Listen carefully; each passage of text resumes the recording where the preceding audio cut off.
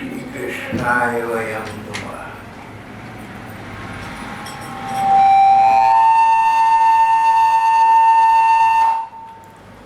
हमारी आजकल के संसार का जब आरंभ हुआ, जब सृष्टि का आरंभ हुआ, तो सृष्टि में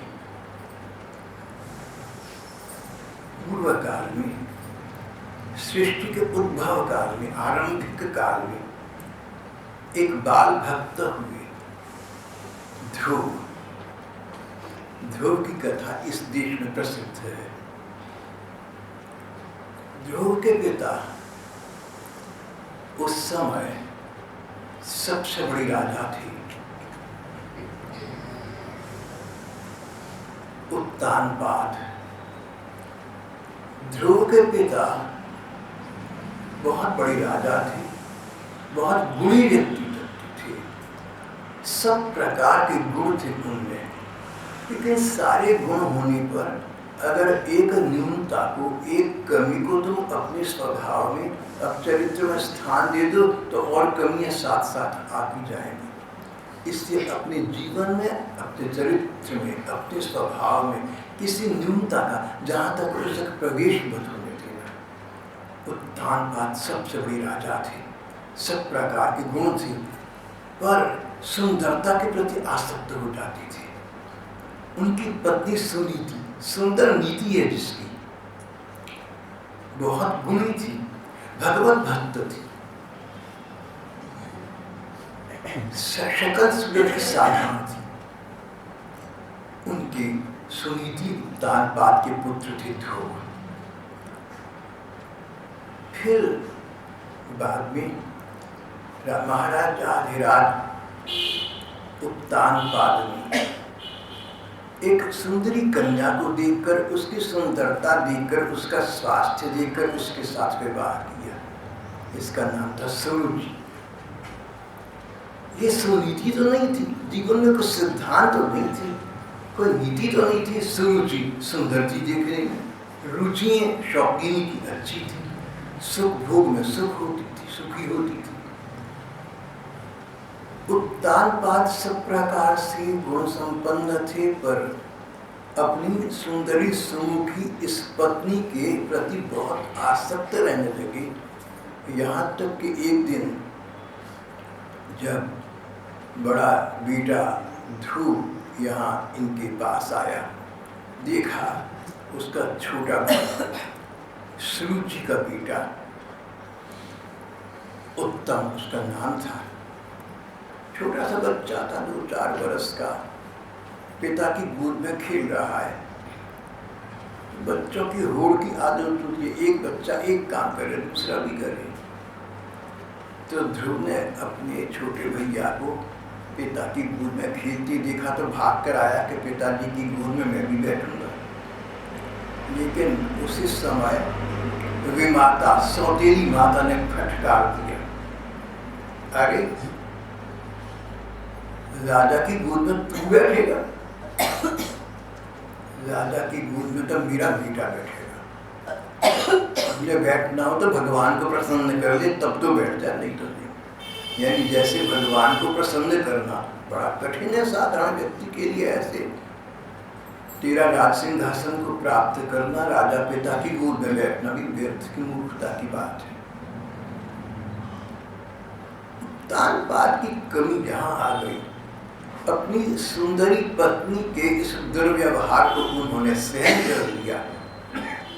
ये तो जीवन के जो विकृति है ना, विकार है मानव मन की, काम, क्रोध, मद, लोभ और मोह, ये 5 बेचारी इसीलिए बदनाम है कि कोई व्यक्ति किसी एक को वश में रखकर जीवन में चले, सफलता प्राप्त वगैरह, और किसी भी एक के स्वयं वश में हो जाएगा तो गुलाम हो गया। महाराजा थे, राज गुलाम थे, अपनी सुंदरी पत्नी के कुछ बोल न सकी। और ध्रुव बेटा बड़ा क्रोध आया, राजकुमार था, सुनीति, रोता हुआ अपनी माँ के पास गया, सुनीति के पास। माँ ने कहा, बेटा तुम्हारी विमाता ने, तुम्हारी सौतेली माँ ने तुमसे सीखा है मैं कह सकती हूँ तेरी असली माँ तो तेरी सौतेली माता है। माँ वही है जो बच्चे को भगवान की प्राप्ति का मार्ग दिखाए। और तेरी माता ने कहा भगवान को प्रसन्न कर। कितनी अच्छी बात कहती है।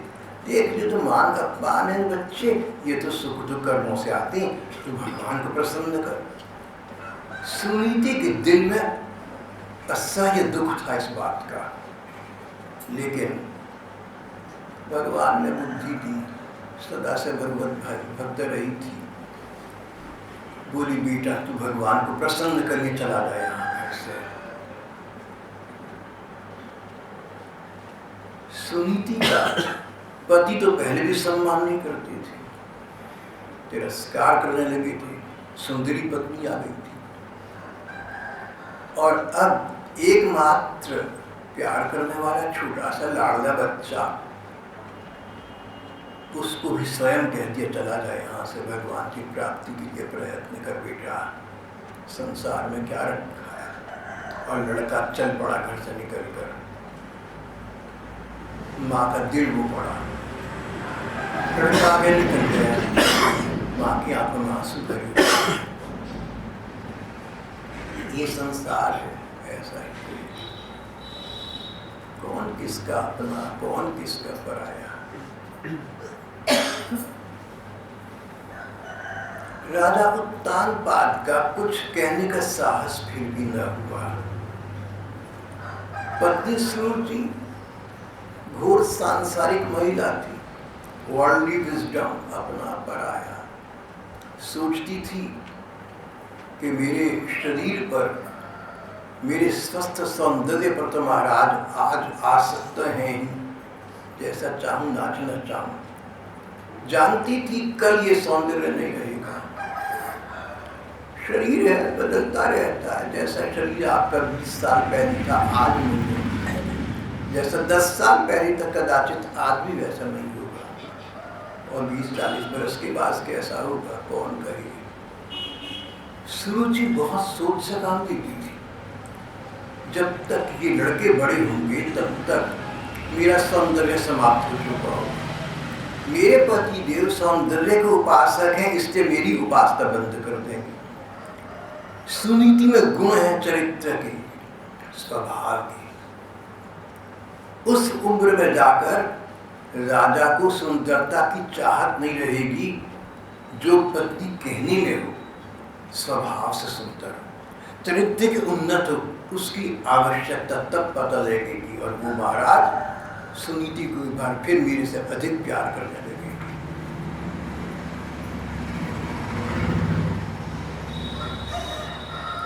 स्वभाव और चरित्र को उन्नत रखें हम, तो अंततः संसार हमारा आदर करना आरंभ कर देगा।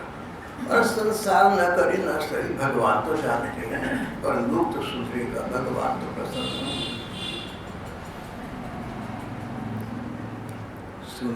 सुरुचि के मन में कितना षड्यंत्र था। अभी तो शरीर सुंदर है, राजा इस पर आसक्त हैं, इसका जितना अधिक से अधिक हो सके लाभ उठाना। सबसे बड़ा लाभ ये कि नियम के अनुसार बड़े बेटे को राजा बनना चाहिए अगला, लेकिन मेरा छोटा बेटा इसको बनाया जाए। इसीलिए अपने बेटे उत्तम को राजा के पास अधिक से अधिक लगती, राजा की पास जो बच्चा रहेगा खेलेगा कूदेगा उसमें आसक्ति होती जाएगी, राजा बूढ़े हो जाएंगे, इसलिए वो राज को अपने सिंहासन दे देंगे, उत्तम राजा बनेगा, ध्रुव का कभी स्थान नहीं होगा। और ध्रुव माँ की बात सुनी, बोला माँ तू ठीक कहती है, मैं परमपिता प्रभु को प्रसन्न करूंगा, जैसे भी होगा करूंगा। और अंततः उन प्रभु के प्रसाद से पिता की गोद में स्थान प्राप्त करूंगा, राज्य सिंहासन को प्राप्त करूंगा। पिता माँ मैं अपने पिता से और दादा से आगे बढ़कर दिखाऊंगा, तुझे तो चिंता मत कर। ये कहकर वह ध्रुव चला गया था। पिता थे उत्तानपाद राजा। उत्तानपाद विद्वान कहते जिसका सिर नीचे पांव पर अकल औंधी हो।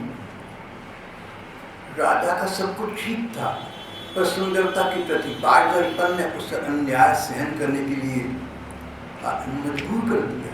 राजा का काम न्याय करना है, पर यहाँ स्वयं घर में अन्याय देखकर कुछ कह न सका। पत्नी सुनीति थी, ये सुंदर नीति वाली, सिद्धांत वाली, अंततः उसकी तो विजय होगी। सुरुचि, रुचि, शौकीनियत तो बहुत थी, लेकिन स्वभाव चरित्र का नहीं था। ध्रुव निकल पड़ी अनंत के पथ पर। 5 वर्ष का बालक घर छोड़कर चला गया। माँ ने अपनी लाडली लाल को कलेजे के टुकड़े को अपने से अलग कर दिया।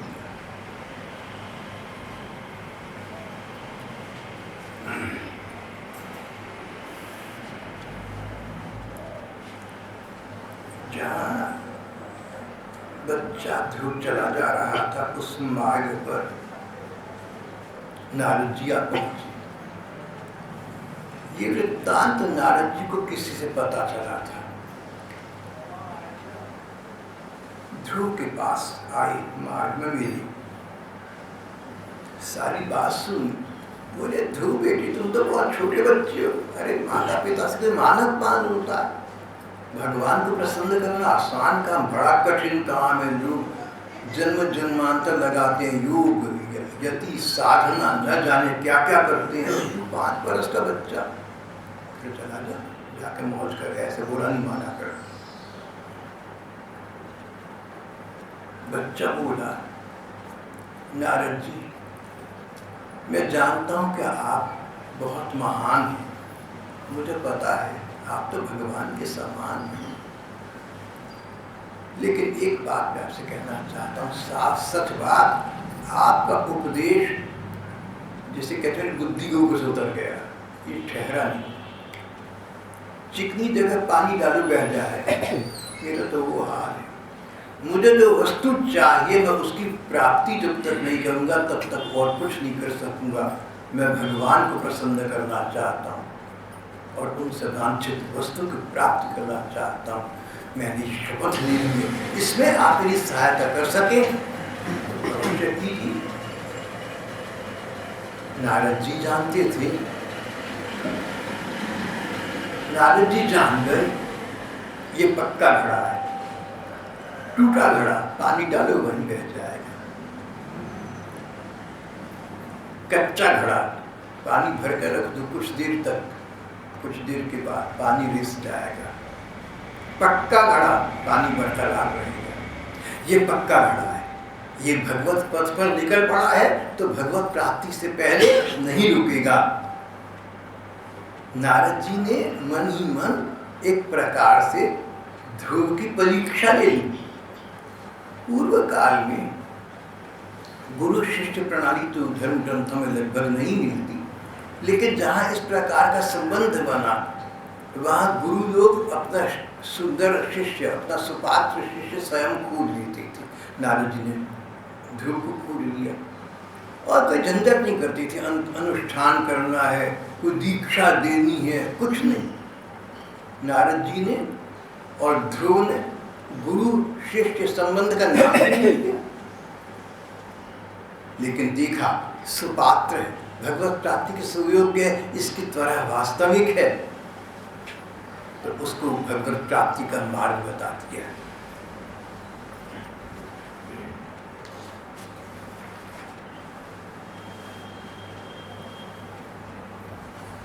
नारद जी ने कहा, पहली बात, तुम यहाँ से यमुना जी के किनारे किनारे चलते चलते मधुवन पहुँच जाओ। यहाँ से ये स्थान था ब्रह्मावर्त, गंगा जी और यमुना जी के बीच के स्थान को ब्रह्मावर्त कहते थे। राजा उत्तानपाद की राजधानी थी। यहाँ से तुम यमुना जी के किनारे किनारे जाते जाते मधुवन पहुँच जाओगे, मथुरापुरी पहुँच जाओगे। वहाँ यमुना जी का प्रवाह है। मथुरा में श्री कृष्ण ने प्रकट होकर जन्म लिया था। पवित्र भूमि है, तो वहाँ तुम उनका ध्यान करो। पहली बात, भगवान को प्रसन्न करना चाहो तो भगवान के रूप का ध्यान करो। और कहीं ऐसा हो कि रूप के ध्यान में मन न लगे तो नाम जप करना आरंभ करो। किसी मंत्र का जप करो, किसी सिद्ध मंत्र का जप करो। सिद्ध मंत्र उसे कहते हैं जिसका जप करके कईयों ने पहले प्राप्ति कर ली है, अनुभूत मंत्र है, अनुभव के द्वारा कहते हैं ये सिद्ध मंत्र है। और नाम जप में मन न टिकता हो तो स्वाध्याय, किसी पाठ करो, विष्णु सहस्त्र नाम, गोपाल सहस्त्र नाम, भगवद गीता, कोई ग्रंथ जो तुम्हें कंठस्थ हो, जो तुम्हें स्मरण हो, कम से कम उसी का पाठ करने लगो। और पाठ में मन न रहे, ये शरीर है ना, इधर उधर भाग दौड़ करना चाहता है। शरीर के अंग कुछ ना कुछ करने के लिए ये उत्कट लालायित रहती हैं, तो फिर करना है तो भगवान की पूजा करो। देखो तुम वृंदावन के पास मथुरा पहुंचोगे ना, वहाँ वन, उपवन, सरोवर बहुत कुछ है। तो भगवान को मन ही मन उनके रूप का ध्यान करके या मिट्टी की या किसी प्रकार की मूर्ति बनाकर बाहर से या मन में भाव मूर्ति बनाकर भगवान को फूल अर्पण करना।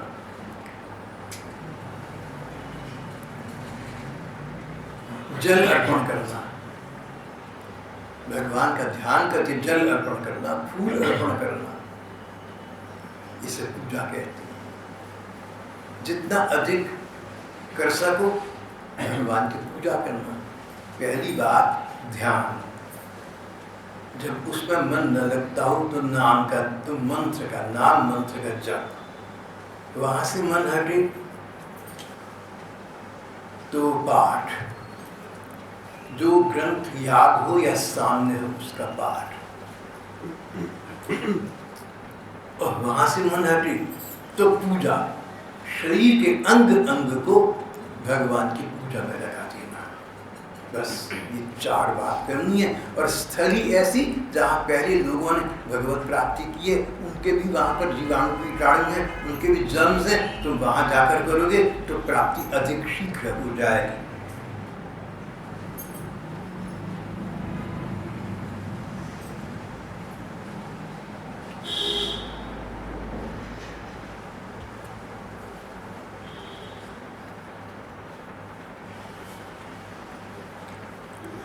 नारद जी ने कहा, बेटा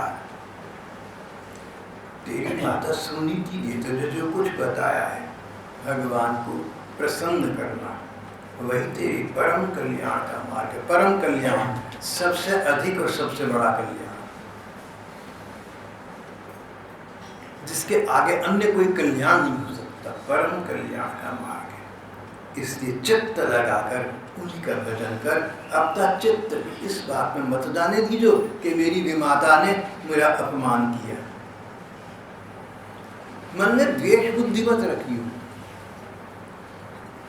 तो ये सोचियो, अगर विचार आ जाए कि मेरा अपमान हुआ, भगवान ने कराया, भगवान की इच्छा के बिना पत्ता नहीं हिलता, प्रभु तुम बहुत कृपालु है, तुमने मेरे पर कृपा रूपी अपमान कराया, इसमें अवश्य ही मेरा कोई कल्याण होगा। अगर विमाता ने हृदय को विदीर्ण करने वाली ये दुर्बाण ये बाण न चलाए होते, अगर ध्रुव का हृदय छलनी न हुआ होता तो भगवत प्राप्ति के लिए घर से बाहर क्यों निकलता।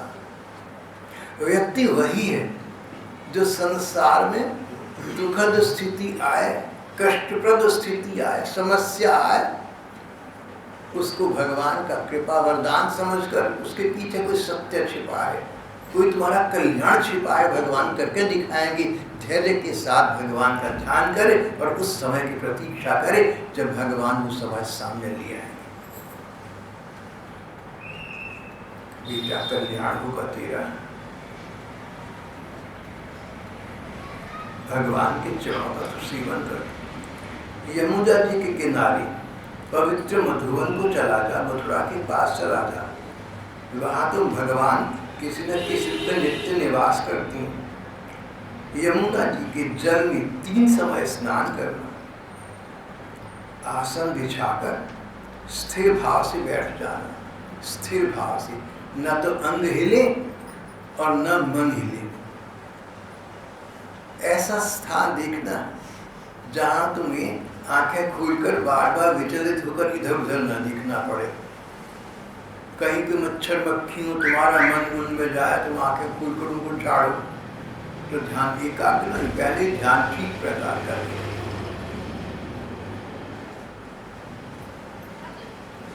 आसन बिछाकर स्थिर भाव से बैठना, फिर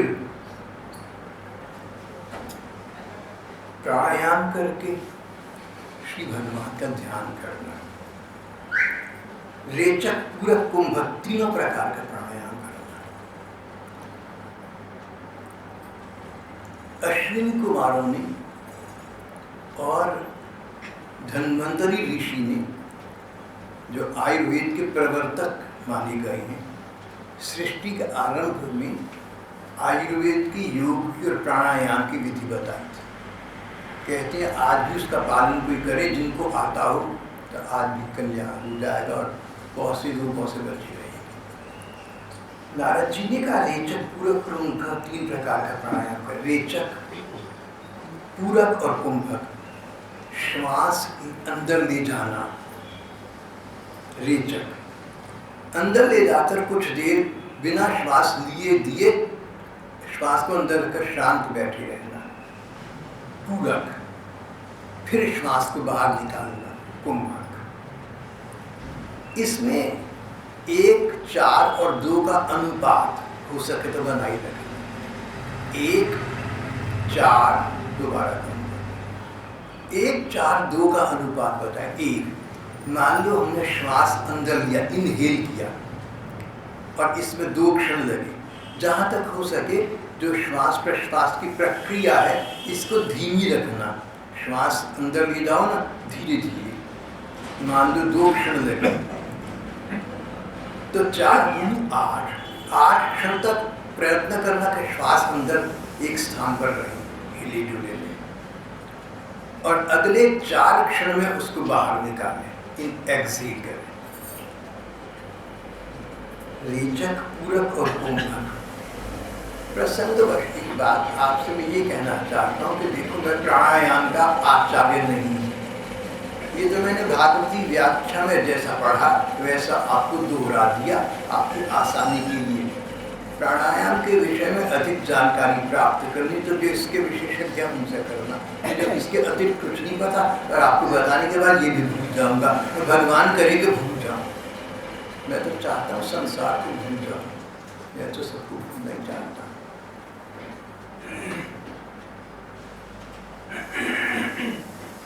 किसी की याद में दुनिया को है भुलाए हुए, जमाना गुजरा है अपना ख्याल आए हुए। हम कहाँ हैं खुद हमको खबर नहीं, ऐसी स्थिति आ जाए। मैं तो चाहता हूँ भाई, भूल जाना चाहता हूँ। आप लोग जो चाहे सो याद रखें, मेरे से राय मत मांग लेना, नहीं तो कहूँगा तुम भी भूलने का प्रयत्न करो। तुम भी एक बार भगवत स्मरण में अपने को लगाने का प्रयत्न करो, भगवान से प्रार्थना करो। हमारे भाई साहब कहते तो बहुत हैं, सचमुच उनका मन भी भगवान तुम्हारे में सतत लगा रहे, अनवरत लगा रहे, एक क्षण का विराम ना, 24 घंटे मन वहीं रहे, 24 घंटे रहे, 60 मिनट रहे, 60 क्षण रहे, सोते समय मन वहीं रहे। जागने की बात क्या है? इस प्रकार का अविराम भगवत चौम विश्राम ही जीवन का चरम परम लक्ष्य है। नारद जी उसी की चर्चा ध्रुव के सामने कर रहे हैं। भगवान का ध्यान इस प्रकार करना, मन ही मन कल्पना करना, आंखें मीचना, मन की आंखों से देखना कि भगवान मेरे सामने प्रकट हो गए। भगवान का मुखड़ा बहुत सुंदर है, भगवान की आंखें और भी अधिक सुंदर है, और ऐसा लग रहा है कि भगवान बड़े प्रसन्न होकर मुझको देख रहे हैं। करुण दृष्टि उनकी, सदैव उनकी दयापूर्ण दृष्टि, उनकी ममतालु दृष्टि, उनकी करुणामय दृष्टि मुझ पर है। मेरे अपराधों को उन्होंने भुला दिया है, मेरे कुकर्मों को भुला दिया है। भोले भाव से भगवान मेरी ओर करुणा की दृष्टि से मुझे देख रहे हैं। भगवान का मुख सुंदर, भगवान के नयन सुंदर, भगवान की नासिका बड़ी सुंदर है, भगवान की भ्रूविलास भौहें बड़ी सुंदर है, भगवान के कपोल सुंदर है, कपोल मुख के दोनों गाल बहुत सुंदर है।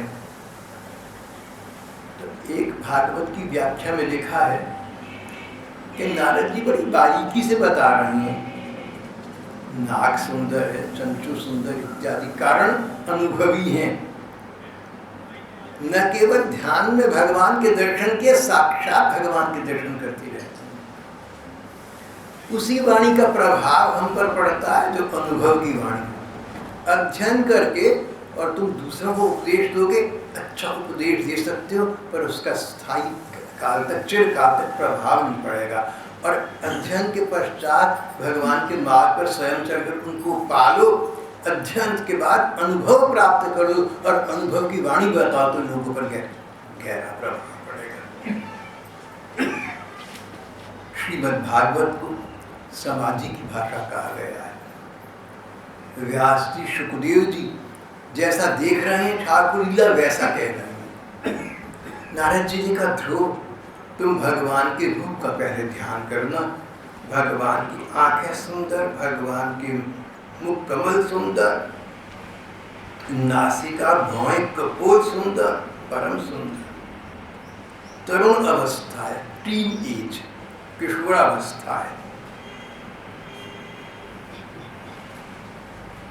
सभी अंग बड़े सुडौल हैं, लाल लाल होठ हैं, दया के सागर हैं, ऐसा उनका चेहरा देखकर पता लग जाता है। भगवान का शरीर नए नए जल के भरे हुए ताजे बादल के समान श्याम है, सामरा है, हल्का हल्का नीला है।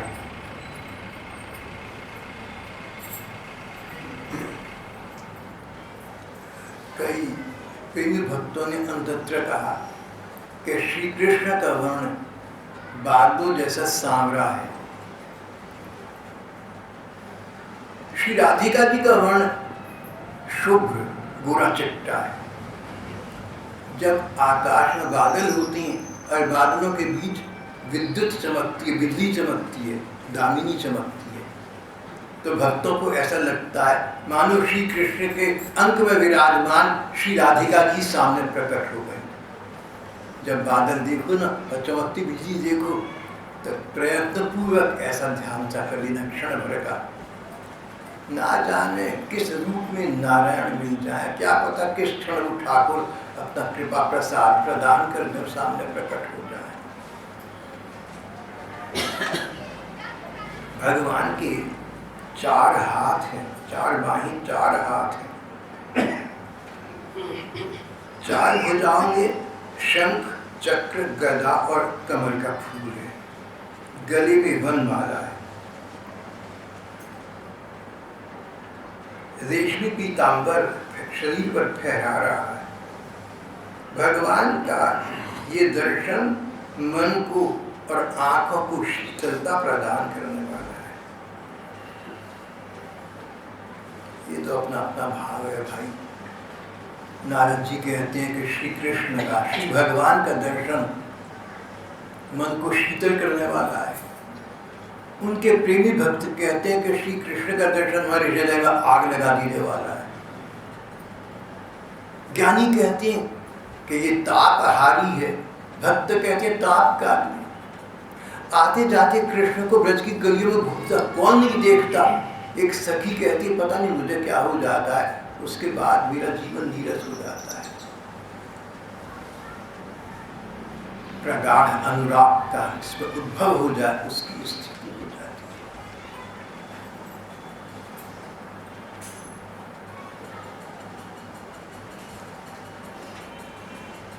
भगवान का मन इस प्रकार ध्यान करे कि भगवान मेरी ओर प्यार भरी, करुणा भरी दृष्टि से निहारते मंद मंद मुस्कुरा रहे हैं। धीरे धीरे ऐसा अभ्यास करने से फिर भगवान की इस मंजुल मूर्ति में मन इतना आनंद प्राप्त करने लगता है कि इसमें डूबा रहता है, वहाँ से फिर निकल कर नहीं आता। जब ये स्थिति प्राप्त हो जाए भगवान प्रसन्न हो जाए। एक सिद्ध मंत्र है जो नारद जी ने ध्रुव जी को बताया, इसे कहते हैं द्वादशाक्षर मंत्र, 12 अक्षर हैं इसमें। ओम नमो भगवते वासुदेवाय, ओम नमो भगवते वासुदेवाय, ओम नमो भगवते वासुदेवाय। भगवान वासुदेव को नमस्कार, भगवान वासुदेव को नमस्कार।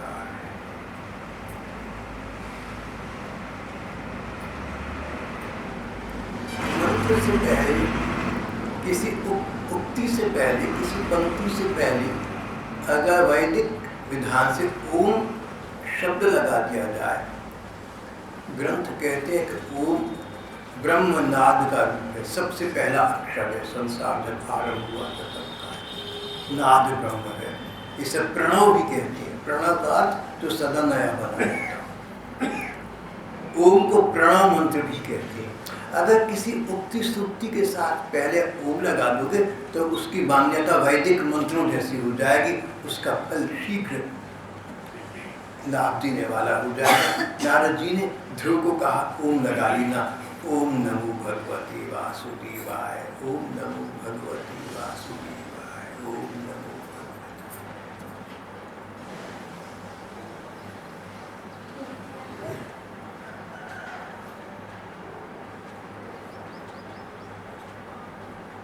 शांत रहना, मौन रहना, फल फूल आदि का परिमित आहार करना, भगवान के चरित्र और लीलाओं का चिंतन करना, इस द्वादशाक्षर मंत्र के द्वारा अर्पण करना। भगवान को फूल अर्पण करे और एक बार ये मंत्र बोल दिया। इस प्रकार जो अर्पण करना, एक एक बार ये मंत्र बोलते गए। और अगर संबंधित मंत्र जो उपनिषदों वेदों में दिए वो याद हो तो वो बोलते, नहीं तो सिर्फ एक ही ये सिद्ध मंत्र पर्याप्त, बस यही बोलते रहो बार बार। इस प्रकार जब भजन किया जाए तो निश्चल भाव से भजन करने वाले अपने भक्तों के भाव को भगवान स्वयं बढ़ा देते हैं और उनकी इच्छा के अनुसार उन्हें जो वस्तु चाहिए सो प्रदान कर देते हैं। नारद जी ने यहाँ बड़ी गहरी बात कह दी, जो तुम्हें चाहिए सो। धर्म, अर्थ, काम, मोक्ष ये चाहिए तो ये दे देती है, और भगवान से भगवान चाहिए तो भगवान अपने आप को दे देती है। भक्त लोग भगवान से भगवान को चाहते हैं।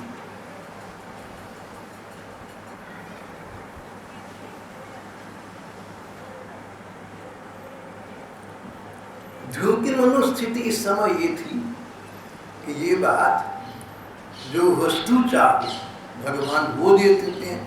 ध्रुव के हृदय को स्पर्श कर दे, उस समय उनके हृदय की ग्रहणशीलता, अधिग्रहण शक्ति, अंग्रेजी में कहते हैं ना रिसेप्टिविटी, नहीं थी भगवत प्रेम की। नारद जी ने कहा संसार की वस्तु मांगो सो दे देंगे, भगवान को मांगो अपने को दे देंगे। नारद जी की ये बात, जो वस्तु चाहो भगवान वो दे देंगे। ध्रुव को स्पर्श कर गई, ठीक है, मैं उनसे पिता की गोद और राज्य सिंहासन प्राप्त करके अपमान दूंगा।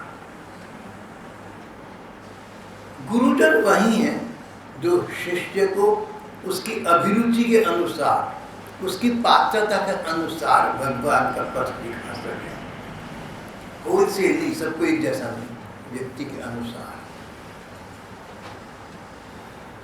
नारद जी से इस प्रकार उपदेश पाकर राजकुमार ध्रुव ने उनकी परिक्रमा की। परिक्रमा करने का अर्थ क्या कि शिष्य के मन की ये भावना कि मेरे लिए सारा संसार, सारा ब्रह्मांड स्वयं भगवान आप ही हैं। समय जैसे आज हम देखते हैं कि रोगी के लिए चिकित्सक से भगवान है, तो जो दिशा दर्शन करे भगवान की वो मन को लगाए हमारे लिए वही सर्वस्व, उसकी परिक्रमा पूरी ब्रह्मांड की, पूरी पृथ्वी की परिक्रमा हो गई। नारद जी को परिक्रमा की 5 वर्ष के बच्चे ने उन्हें हाथ जोड़कर करबद्ध होकर नतमस्तक होकर प्रणाम किया।